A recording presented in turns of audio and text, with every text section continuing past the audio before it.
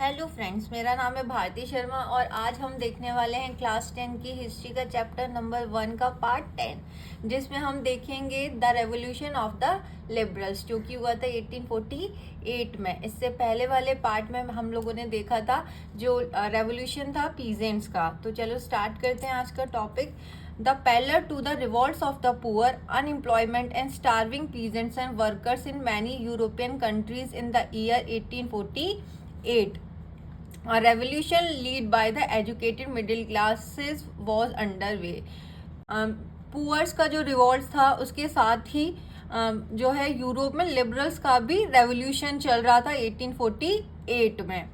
Events of February 1848 in France had brought about the abdication of the monarch and a republic based on universal male suffrage had been proclaimed. 1848 की फरवरी में जो incidents हुए थे उसकी वजह से जो राजा था उसको क्या अपनी राजगद्दी को छोड़ना पड़ा था और फ्रांस को क्या बना दिया गया था, रिपब्लिक बना दिया गया था। और रिपब्लिक में यूनिवर्सल मेल सफरेज कर दिया गया था, जो कि हमने पढ़ा था कि 21 ईयर्स के जो लोग हैं वो सारे, चाहे वो अमीर हैं गरीब हैं, सब कौन वोट कर सकते थे। इसकी घोषणा प्रोक्लेम्ड कर दिया गया था, मतलब घोषणा कर दी गई थी। In other parts of Europe, where independent nation-states did not yet exist, such as Germany, Italy, Poland, the Austro-Hungarian Empire, men and women of the liberal middle classes combined their demands for constitutionalism with national unification. Europe की जो other countries थी जैसे Germany, Italy, Poland, Austro Hungarian empire जो थे वहाँ पे अभी तक नेशन स्टेट नहीं बने थे। वहाँ पे लोग डिमांड कर रहे थे, मैन है, वुमेन है, लिबरल मिडिल क्लासेस के जो लोग हैं एक साथ डिमांड कर रहे थे कॉन्स्टिट्यूशनलिज्म विद नेशनल यूनिफिकेशन की बात कर रहे थे। उन्होंने जो संविधान था मतलब कॉन्स्टिट्यूशन को अब नेशनल यूनिफिकेशन से भी उन्होंने जोड़ दिया था। They took advantage of the growing popular unrest to push their demand for the creation of a nation state on parliamentary principles. तो जब उन्होंने देखा कि ये जो डिमांड है नेशन स्टेट की वो बहुत ज़्यादा बढ़ रही है, तो लिबरल्स ने इस चीज़ का फ़ायदा उठाया और अपने नेशन स्टेट का जो डिमांड वो कर रहे थे क्रिएशन की, और वो किस चीज़ पे होनी चाहिए, पार्लियामेंट्री प्रिंसिपल्स पे आधारित होनी चाहिए कि अब हमारा क्या है, पार्लियामेंट्री सिस्टम भी होना चाहिए। का मतलब है कि गवर्नमेंट लोगों के द्वारा चुनी हुई होनी चाहिए। और नेशन स्टेट में क्या होना चाहिए, एक कॉन्स्टिट्यूशन होना चाहिए जिसके हिसाब से गवर्नमेंट रूल करेगी। फ्रीडम ऑफ द प्रेस होना चाहिए वहाँ पे, और फ्रीडम ऑफ एसोसिएशन होना चाहिए कि फ्रीडम ऑफ द प्रेस होना चाहिए, और आपको एसोसिएशन या कोई ऑर्गेनाइजेशन बनाने का भी फ्रीडम होना चाहिए। और उन्हें ये चीज़ अच्छे से पता थी कि ये सारे फ्रीडम हमें सिर्फ नेशन स्टेट में ही मिल गए थे। तो अब तक वो डिमांड सिर्फ नेशन स्टेट की कर रहे थे, अब उन्होंने नेशन स्टेट से किस चीज़ को जोड़ दिया था, कॉन्स्टिट्यूशन से जोड़ दिया था कि हमें नेशन स्टेट तो चाहिए और उसमें क्या होना चाहिए, कॉन्स्टिट्यूशन के बेस पे गवर्नमेंट होनी चाहिए, मतलब पार्लियामेंट्री सिस्टम होना चाहिए, जैसे कि फ्रांस में हो गया है। In the German regions, a large number of political associations whose members were middle class professionals, businessmen, and prosperous artisans came together in the city of Frankfurt and decided to vote for an all German National Assembly. तो बताया जा रहा है कि Germany reason, क्योंकि Europe के हर जगह पर लिबरल्स थे जो डिमांड कर रहे थे नेशन स्टेट की, तो यहाँ पे जर्मनी के बारे में बताया गया है कि जर्मनी जब तक क्या था, कंट्री तो था नहीं, तो जर्मन रीजन में जो लोग रह रहे थे वो a large number of political association कि जो क्योंकि उन्होंने एसोसिएशन बना ली थी, तो उनके जो मेंबर्स थे जो कि कौन थे, मिडिल क्लास के लोग थे, जिनमें प्रोफेशनल्स आते थे, बिजनेसमैन और प्रॉस्पीरियस आर्टिसंस आते थे, मतलब अमीर लोग भी आते थे। Came together in the city of Frankfurt, सब साथ में आते हैं और कहाँ जाते हैं, सिटी ऑफ फ्रैंकफर्ट में जाते हैं और डिसाइड करते हैं to vote for an all German national assembly. और सब ऑल जर्मन नेशनल असेंबली के लिए क्या करते हैं, हम लोग वोट करते हैं। और On 18 May 1848, 831 elected representatives marched in a festive procession to take their places in the Frankfurt Parliament, convened in the Church of St. Paul. तो 18 मई 1488 को क्या करते हैं, वो सब जो नेशनल असेंबली बनाई थी जिसके लिए वोट किए थे, तो उसके थ्रू उन्होंने 831 इलेक्टेड रिप्रेजेंटेटिव को चुना, और वो सब मिलके क्या है, खुशी के साथ एक मार्च निकालते हैं। और कहाँ पे जाते हैं वो लोग, इकट्ठा होके जाते हैं फ्रैंकफर्ट पार्लियामेंट में जाते हैं, जो कि क्या था, एक चर्च था जिसका नाम था सेंट पॉल, क्योंकि जब तक पार्लियामेंट तो होती नहीं थी तो उन्होंने जो सेंट पॉल चर्च था उसी को कन्वर्ट कर दिया था पार्लियामेंट में।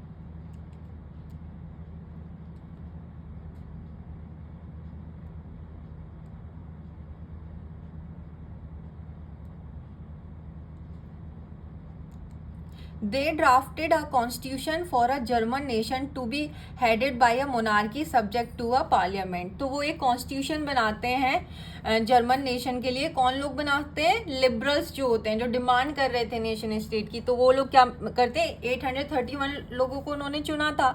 तो वहाँ पे तब तक क्या नहीं था, पार्लियामेंट नहीं होती थी, तो उन्होंने जो चर्च था उसी को कन्वर्ट कर दिया था पार्लियामेंट में। तो वो क्या करते हैं, सब मिलके जाते हैं वहाँ पे, इकट्ठे होते हैं और क्या बनाते हैं, कॉन्स्टिट्यूशन बनाते हैं जर्मन नेशन के लिए। और उसका हेड कौन बनाते हैं, हेडेड बाय अ मोनार्की, की राजा के लिए हम क्या देंगे, कॉन्स्टिट्यूशन बना के देंगे। और उसका सब्जेक्ट टू अ पार्लियामेंट, कि अभी तक राजा क्या था, अरिस्टोक्रेट था, मतलब सारी पावर किसके पास होती थी, राजा के पास होती थी। अब राजा तो होगा लेकिन वो किसके हिसाब से काम करेगा, पार्लियामेंट के हिसाब से काम करेगा, मतलब सारा कंट्रोल अब राजा के पास नहीं होगा।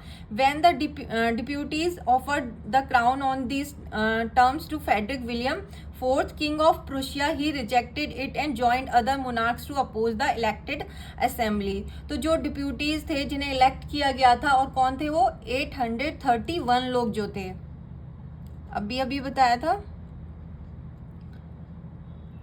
ठीक है। वो सब जाते हैं राजा के पास, जिसका नाम क्या था, फ्रेडरिक विलियम फोर्ड जो था, जो राजा था प्रुशिया का। अब तुम लोग बोलोगे कि बात तो जर्मनी की हो रही थी, तो मैंने बोला था जब तक जर्मनी कंट्री नहीं था, एम्पायर्स में डिवाइडेड थे, रीजन में, तो प्रुशिया के कंट्रोल में आता था। तो वहाँ पे जब वो जाते हैं प्रुशिया के किंग के पास, जिसका नाम था फ्रेडरिक विलियम फोर्थ, तो खुद सोचो वो क्या इजीली मान जाएगा इस चीज़ के लिए कि हाँ भाई मैं आप लोगों के कंट्रोल में काम करूँगा। तो वो क्या कर देता है, वो मना कर देता है। और मना करने के बाद वो अदर मोनार्क को भी बोलता है कि जैसे मेरे ऊपर बात आ गई है कि मुझे गद्दी से हटाया जा रहा है, वैसे ही आपके साथ भी होता है। तो वो सब मिलके क्या है, एक एसोसिएशन बना लेते हैं और किसके खिलाफ लड़ते हैं, लिबरल्स के खिलाफ। कौन लोग, मोनार्क्स की बात हो रही है, ठीक है। While the opposition of the aristocracy and military become stronger, the social basis of parliament eroded।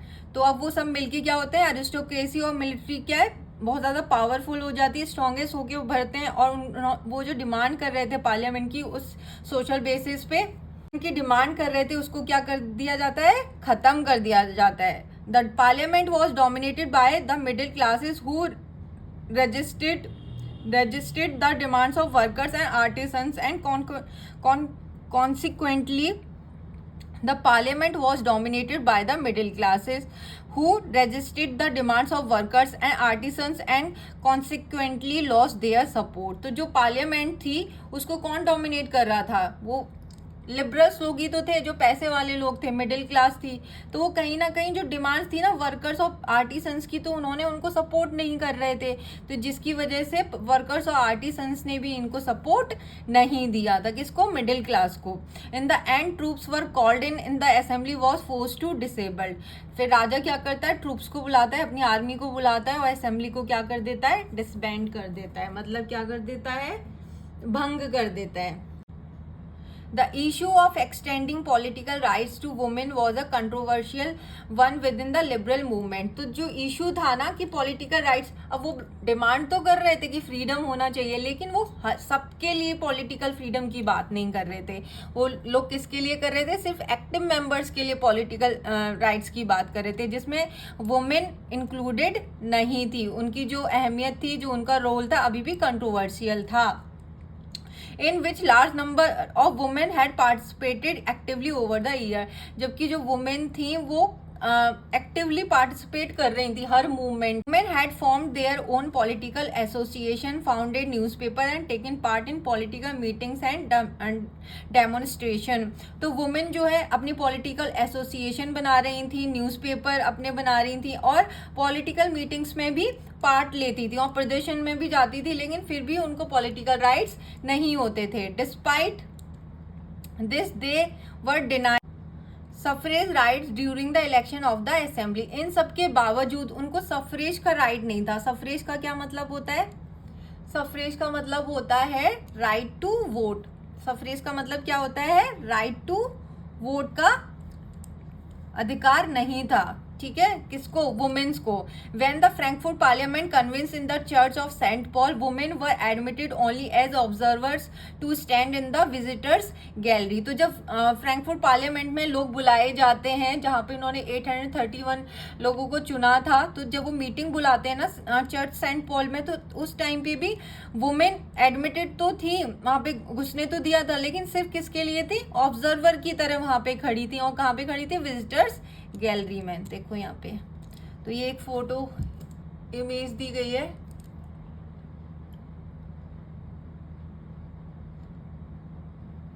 ठीक है, तो वुमेन कहाँ पे है? इस विजिटर गैलरी में ये वुमेन खड़ी हुई है। और यहाँ पे कौन है? मेल्स है। ये सब मेल हैं जो पार्टिसिपेट कर रहे हैं, अपनी अपनी बात रख रहे हैं, लेकिन ये कौन है? वुमेन है, जिनको सिर्फ ऑब्जर्वर की तरह यहाँ पे रखा हुआ है। कहाँ पे खड़ी है? विजिटर्स गैलरी में।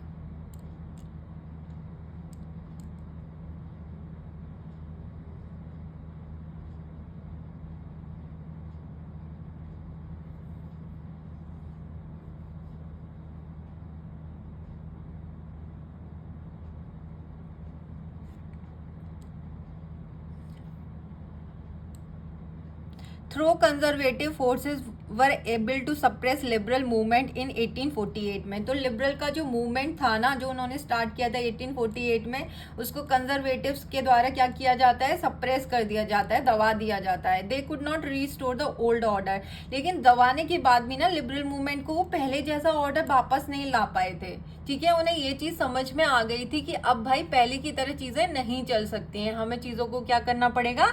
चेंज करना पड़ेगा। अगर हमें ये सारे रेवोल्यूशन रोकने हैं, शांति चाहिए हमें अगर रूल करने के लिए, तो हमें क्या करना पड़ेगा? कुछ चेंजेस लाने पड़ेंगे। ये बात मोनार्क्स जो है समझ गए थे, या कंजर्वेटिव समझ गए थे। Monarchs were beginning to realise that the cycle of revolution and repression could only be ended by granting concession to the liberal nationalist revolutionaries. तो उन्हें ये चीज समझ में आ गई थी मोनार्क्स को कि अब अगर आपको ये जो कंटिन्यू रेवोल्यूशन हो रहे हैं जगह जगह पे, या रिप्रेशन हो रहा है, उसको रोकना है, एंड करना है, तो आपको कुछ ना कुछ कंसेशन उनको ग्रांट करने पड़ेंगे, देना ही पड़ेंगे। किसको? लिबरल नेशनलिस्ट revolutionaries को। Hence in the year after 1848 the autocratic monarchies of Central and Eastern Europe began to introduce the changes that had already taken place in Western Europe before 1815। तो जो 1848 में autocratic monarchies ने central और eastern Europe में कुछ introduce किया, कुछ changes को इंट्रोड्यूस किया, जो कि वेस्टर्न यूरोप में 1815 में ही वो चेंजेस आ चुके थे। तो खुद सोचो, जो चीज़ें 1815 में ही हो चुकी थी ना वेस्टर्न यूरोप में, वो वहाँ पे सेंट्रल और ईस्टर्न यूरोप में 1848 में उन राजाओं ने करी थी।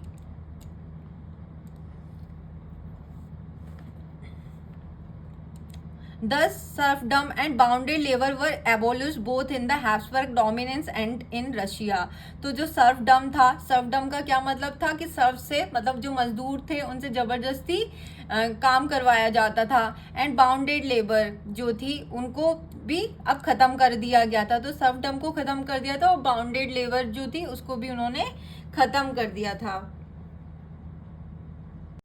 कहाँ पे खत्म किया था? हैब्सबर्ग और रशिया में उन्होंने सर्फडम और बाउंडेड लेबर दोनों को खत्म कर दिया था। The Habsburg rulers granted more autonomy to the Hungarian in 1867। तो हैब्सबर्ग एम्पायर के जो रूलर्स थे उन्होंने और ज़्यादा हंगरी के लोगों को स्वतंत्रता दे दी थी 1867 में। क्लियर? तो इसी के साथ आज का हमारा टॉपिक ख़त्म होता है। आई होप आपको आज का टॉपिक अच्छे से समझ में आया होगा। अगर आपको मेरे वीडियोस अच्छे लगते हैं तो प्लीज़ मेरे वीडियोस को लाइक करिए, शेयर करिए और मेरे चैनल को सब्सक्राइब करिए। अगर आपको मेरे वीडियोस अच्छे लगते हैं तो प्लीज़ कमेंट करिए, और अच्छे नहीं लगते हैं तो भी आप प्लीज़ कमेंट करके मुझे बताइएगा। तो थैंक यू।